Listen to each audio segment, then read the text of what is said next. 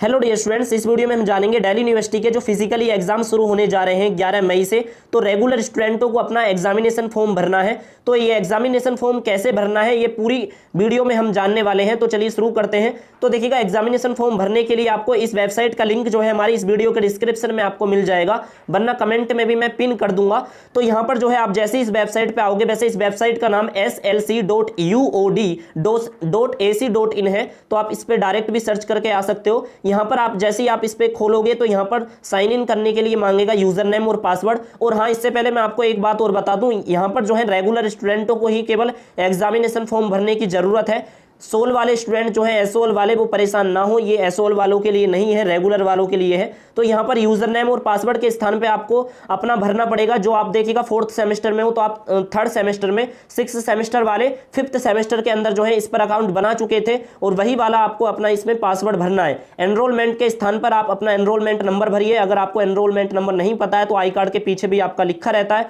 वरना आप सिंपली इसमें अपना एग्जामिनेशन रोल नंबर भर दीजिए। ठीक है, एग्जामिनेशन रोल नंबर लिखने से पहले जो है आपको कैपिटल लेटर में ERN लगाना पड़ेगा। ठीक है, ERN।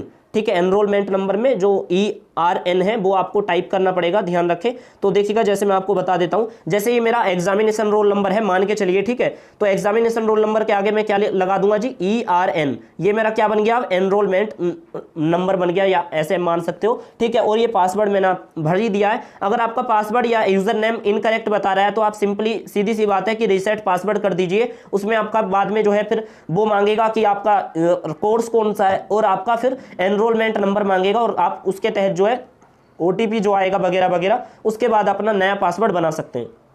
तो हम लॉगिन कर रहे हैं क्योंकि हमको पासवर्ड पता है। जैसे देखिएगा, आप लॉगिन करोगे तो एग्जामिनेशन फॉर्म भरने के लिए आपको सिंपली किस पे क्लिक करना है, ये बैचलर्स ऑफ आर्ट, यानी कि आपके कोर्स का नाम दे रखा होगा। हमारे कोर्स का जो कोड है वो 501 है। तो आपको सिंपली अपने यहाँ पर सिंपली जो क्लिक हेयर का बटन आ रहा है, इस पर टैप करना है आपके कोर्स के नीचे, बैचलर ऑफ आर्ट। ठीक है, और जैसे ही आप खोलोगे तो देखिएगा आपके सामने इस प्रकार का ऑप्शन आएगा, और यहाँ पर आ रहा है option, you can apply for course selection in semester 6 of bachelor of art. ठीक है, 6 सेमेस्टर के लिए हम अप्लाई करना चाहते हैं, अपने कोर्स सिलेक्ट करना चाहते हैं। तो आपको सिंपली मतलब कि एग्जामिनेशन फॉर्म भरने का पूरा इस तरह से ही प्रोसेस है। तो click here to select your courses पे आपको क्लिक करना है। जैसे देखिएगा आप इस पे क्लिक करोगे तो आपके सामने इस प्रकार का ऑप्शन आएगा, और उसके बाद जो है आप अपडेट कोर्स सिलेक्शन पे क्लिक कर दीजिए। जैसे ही आप अपडेट कोर्स सिलेक्शन पे क्लिक करोगे तो देखिएगा आपके सामने इस प्रकार का इंटरफेस खुलेगा, और यहाँ पर आपसे मांग रहा है, और देखिएगा ऊपर जो है आपका एनरोलमेंट नंबर आपको दिख जाएगा। ठीक है, और साइड में भी स्क्रॉल करोगे तो बाकी की डिटेल आपको दिख जाएंगी।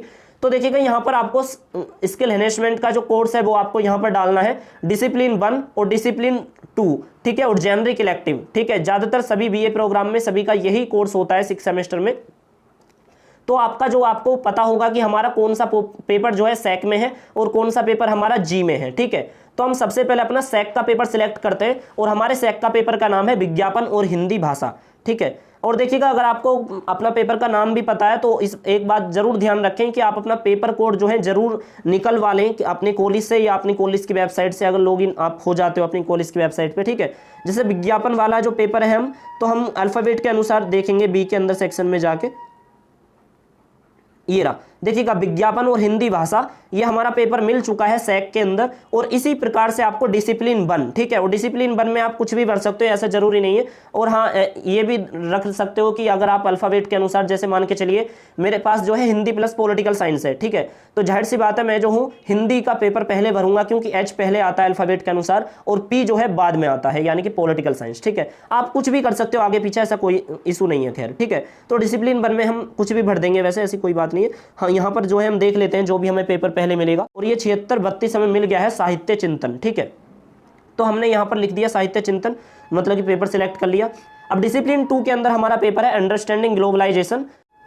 तो देखिएगा, हमारा ये वाला पेपर भी मिल चुका है 62-32-7601 अंडरस्टैंडिंग ग्लोबलाइजेशन, जिसका क्रेडिट 6.0 है। ठीक है, और जेनरिक के अंदर हमारा जो पेपर है वो है सेल्फ एंड पर्सनल ग्रोथ। ठीक है, तो सेल्फ एंड पर्सनल ग्रोथ का हमारा पेपर कोड जो है 6211 है। देखिएगा, आप अपने अनुसार अपना कोड आपको पता होना चाहिए। अगर नहीं पता है तो आपको पेपर का नाम एकदम सही पता होना चाहिए। ठीक है, क्योंकि ये रहता है, देखिएगा आप जो है कोई दूसरा तो पेपर नहीं सिलेक्ट कर लें, इसलिए जो है सावधानी से अपना ये चीज़ें भरें। तो सेल्फ एंड पर्सनल ग्रोथ का जो हमारा जी का पेपर है, और ये भी पता होना चाहिए कि आपका कौन सा पेपर जी के अंदर है और कौन सा पेपर आपका सेक के अंदर है। ठीक है, तो सेल्फ एंड पर्सनल ग्रोथ का हमारा पेपर कोड है 62115901। तो देखिएगा हमने अपने सभी पेपर सिलेक्ट कर लिए हैं। हमने जी का भी सही अपना पेपर सिलेक्ट करा है और डिसिप्लिन 2 का भी और डिसिप्लिन 1 का भी और सैक का पेपर जो है। तो हमारे चारों पेपर सिलेक्ट हो गए हैं। आप एक बार चेक कर लेना पेपर कोड मिलाकर मतलब। और जैसे ही आपके चारों पेपर सिलेक्ट हो जाएं तो सबमिट वाले बटन पे आपको क्लिक करना है। ठीक है, जैसे ही आप सबमिट वाले बटन पे क्लिक करोगे तो देखिएगा आपके सामने ये चारों पेपर यहाँ पर आ जाएंगे और यहाँ पर एक बार फिर से मैच भी कर सकते हो। और यहाँ पर जो है जैसे ही आपने अपने सारे पेपर चेक कर लिए हैं। और हाँ, एक चीज़ और बता दें, देखिएगा जो इस दौरान स्टूडेंट जो है हमारे 6th सेमेस्टर के अंदर है तो वो इम्प्रूवमेंट भी दे सकते हैं। यदि आपका मतलब कि 4th सेमेस्टर के अंदर बैक वगैरह आई है या आपका ER वगैरह आई है तो आप अपना इम्प्रूवमेंट का भी पेपर अप्लाई कर सकते हो इसी पोर्टल से। ठीक है, और जो हमारे सेकेंड ईयर वाले हैं वो हमारे सेकेंड ईयर के मतलब 4th सेमेस्टर का हो रहा है तो वो 2nd सेमेस्टर का अपना पेपर दे सकते हैं इम्प्रूवमेंट का। ठीक है, तो हम जो है सबमिट कोर्स सिलेक्शन पे क्लिक करेंगे इसके बाद। ठीक है, और यहाँ पर आ रहा है कि आपका दोबारा चांस नहीं मिलेगा फाइनल सिलेक्ट होने के बाद। तो यहाँ पर देखिएगा आ गया है कोर्स सबमिटेड सक्सेसफुली। ठीक है, क्लिक हेयर का ऑप्शन आ रहा है यहाँ पर। वैसे हम इसे चेक कर लेते हैं तो देखिएगा यहाँ पर प्रिंट का भी ऑप्शन आ गया। आप प्रिंट करना चाहो तो कर सकते हो लेकिन हम नहीं करेंगे, अभी हमें फीस वगैरह भी पे करनी है क्योंकि। ठीक है, और देखिएगा आपके जो है मेरे पहले यहाँ पर 20 पेपर थे और हमारे अब 24 पेपर हो गए हैं। और हमारे टोटल जो है 6 सेमेस्टर की पढ़ाई जो है टोटल BA प्रोग्राम वालों की उसमें केवल 24 ही पेपर हैं। ठीक है, तो 24 हमारे पेपर ही कंप्लीट हो गए हैं यहाँ पर, मतलब कि 4 ही जोड़े मैंने तो इस सेमेस्टर के केवल। ठीक है, और देखिएगा जैसे ही आप अपना एग्जामिनेशन फॉर्म पे एग्जामिनेशन वाले बटन पे टैप करोगे तो यहाँ पर एक रजिस्ट्रेशन का ऑप्शन अब खुलेगा। ठीक है, अभी तक तो आपने क्या करा था जी, अपने पेपर सिलेक्ट करे थे। ठीक है, कोर्स सिलेक्ट करा था कि आपको इस कोर्स के अंदर कौन कौन से पेपर हैं। अब आपका एग्जामिनेशन फॉर्म जो है रजिस्ट्रेशन स्टार्ट होगा। तो देखिएगा यहाँ पर बता रहा है कि रजिस्ट्रेशन ओपन है रेगुलर एग्जामिनेशन के लिए। तो हम इस पे सिंपली क्लिक हेयर वाले बटन पे क्लिक करेंगे तो देखिएगा जैसे आप इस पे क्लिक करोगे आपके यहाँ पर बाकी की डिटेल आ जाएंगी, आप एक बार चेक कर लेना। और यहाँ पर जो है अपडेट कोर्स पे हम जैसे ही क्लिक करेंगे तो हमारे सामने इस प्रकार का ऑप्शन आ जाएगा। तो देखिएगा हमने जो है 4 पेपर तो सिलेक्ट करे थे नए आपके सामने। ठीक है, 6 सेमेस्टर के, और 4 पेपर हमारे वो आ चुके हैं जो हमारे 4th सेमेस्टर में थे। मतलब कि अगर हम 4th सेमेस्टर में किसी पेपर में इंप्रूवमेंट देना चाहें तो वो दे सकते हैं, लेकिन हम देंगे नहीं। जिन जिन पेपरों को हम इस सेमेस्टर में करेंगे वो केवल हमारे 6th सेमेस्टर के अंदर है, क्योंकि हमारा 4th सेमेस्टर का रिजल्ट आ चुका है, काफ़ी अच्छा है, 9 CGPA हमारी बनी थी। तो देखिएगा हमने अपने 6 सेमेस्टर वाले सभी पेपरों को सिलेक्ट करा है केवल, क्योंकि हमें 4 ही पेपर अपने देने हैं, इंप्रूवमेंट हमें नहीं देना है। अगर आपको इंप्रूवमेंट देना है तो आप इस पे क्लिक कर सकते हो। ठीक है, तो हमने 4 पेपर अपने सिलेक्ट कर लिए हैं और उसके बाद अब जो है आपको सबमिट वाले बटन पे क्लिक करना है। ठीक है, ये आपका ध्यान दें, अब आपका अब जो है एग्जामिनेशन का रजिस्ट्रेशन अब हो रहा है। ठीक है, तो देखिएगा हमने अपने चारों के चारों पेपर यहाँ पर सिलेक्ट कर लिए हैं। एक बार दोबारा मिला लीजिएगा, हम अपना मिला लेते हैं विज्ञापन और हिंदी भाषा, self and personal growth, understanding globalisation और साहित्य चिंतन। ठीक है, और यहाँ पर देखिएगा फीस आ चुकी है कि 400 रुपये मिनिमम फीस है आपकी, मतलब कि आपके कोर्सेज की 6 सेमेस्टर की। और आपका रिजल्ट की भी फीस यहाँ पर ये ले रहे हैं कि 100 रुपये। और देखिएगा जिनका रिजल्ट जो है कॉलेज वाले वेरीफाई नहीं कर रहे हैं तो उनको ये कहना कि हमने तो फीस पहले ही दिल्ली यूनिवर्सिटी के पोर्टल पर दे दी थी, क्योंकि रिजल्ट का जो काम है वेरीफाई करने का वो करेंगे। अगर वो ये कह के नहीं कर रहे हैं कि आपकी जो फीस नहीं आई है, जिन स्टूडेंटों ने अभी तक फीस नहीं भरी है उनका कह रहा हूँ एक्सेप्शनल केस हो सकते हैं वो बहुत सारे स्टूडेंट, तो उनसे कहना कि हमने तो 100 रुपये पिछली बार दिए थे और जैसे पिछली बार पे करे थे, क्योंकि 100 रुपये आप अपने रिजल्ट के दे रहे हो। ठीक है, जो आपका नेट से निकला है रिजल्ट।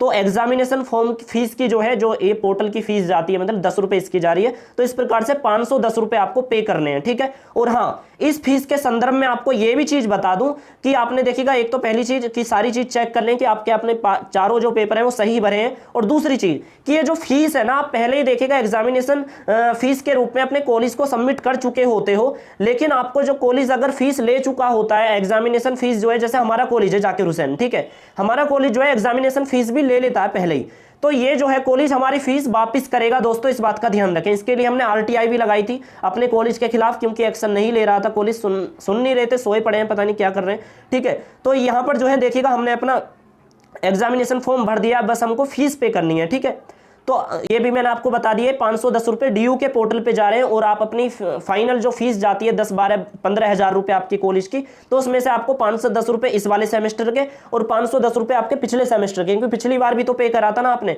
सारी फीस जो है आपको कॉलेज वाले वापिस ही देंगे। अगर नहीं देते हैं तो आप प्रिंसिपल रूम के अंदर जाके रिक्वेस्ट करें कि हमारी फीस क्यों नहीं दे रहे। ठीक है, तो अपडेट कोर्स पे आपको क्लिक करने की जरूरत अब है नहीं। अब आपको डायरेक्ट क्या करना है, पे एग्जामिनेशन फी। ठीक है,